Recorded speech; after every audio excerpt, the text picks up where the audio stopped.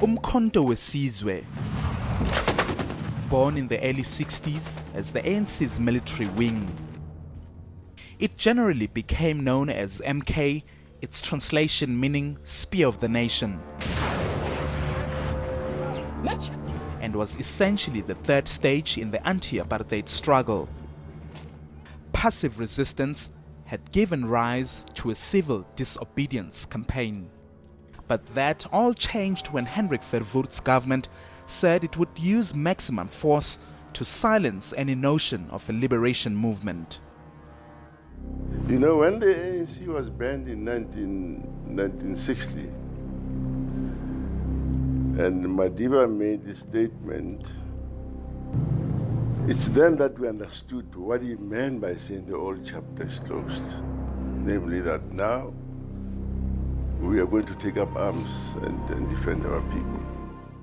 There are many people who feel that it is useless and futile for us to continue talking peace and non-violence against a government whose reply is only savage attacks on an unarmed and defenseless people. It may have been a military movement, but MK's ultimate goal was to force the apartheid regime to engage the ANC in peaceful negotiations. Nelson Mandela traveled across the continent, drumming up military support from African states. MK launched its first guerrilla attack in December 1961, targeting government installations and structural apartheid symbols. But its soldiers had much to learn. I was caught in the very first action, because we were ham-handed, we were very amateurish. I mean, the bomb, the so-called bomb, the explosive charge that I placed in a magistrate's court in Johannesburg, I mean, it was infantile.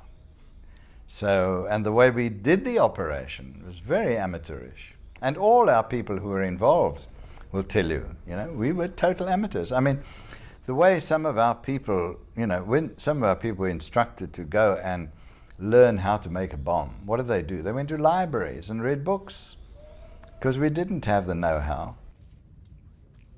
But soon after it began gathering momentum, 10 senior MK leaders, including Mandela, were imprisoned and charged with sabotage. The case came to be known as the Rivonia trial, ending with the ANC and SACP's top brass being sentenced to life in prison.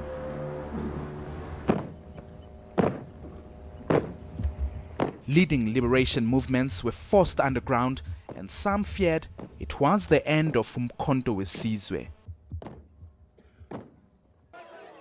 But the struggle continued. Following the Soweto uprising in June 1976, there was an exodus of young black men and women, a self-imposed exile in search of military training. Among that group was Ramatuku Maputa, who joined MK in Uganda. I have learned the military combat work.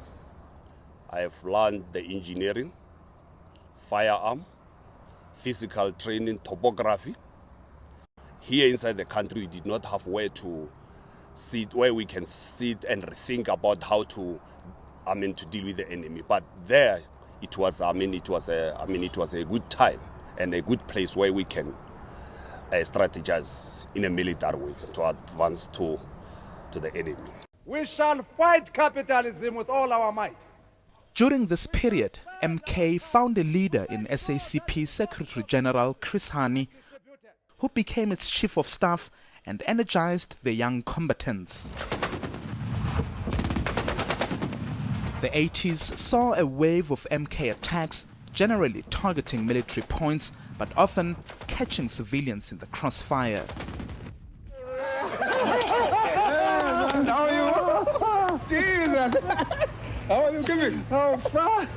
As the decade wore on, change began blowing across the country.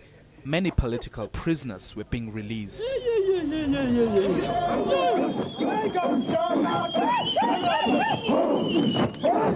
Shortly after Nelson Mandela walked free in February 1990, he visited MK camps across the continent. Oh, the mood was electric, I can tell you. You know, having been born so many years ago, hearing of this giant called Nelson Mandela, whom no one else has seen. But it was, for us, you know, a big day to see this giant called Nelson Mandela. All of us wanted to see him. We unfortunately didn't have cameras. By August 1990, MK operations had been suspended in preparation for the dismantling of apartheid. Many soldiers returned home to a hero's welcome. In 1994, as Nelson Mandela ascended to the presidency, it was time for MK to put down its arms, with many being integrated into the existing military to form the new South African National Defence Force. But there wasn't space for all of them. Hit by unemployment and poverty, some soldiers became disillusioned, resentment crept in. Many believe MK veterans were directly involved in a surge of violent crime, attacks often being carried out with military precision. It's an image that continues to haunt Umkhonto Sizwe's place in the new South Africa, despite its profound contribution to dismantling white minority rule. Know more about your world. ENCA.com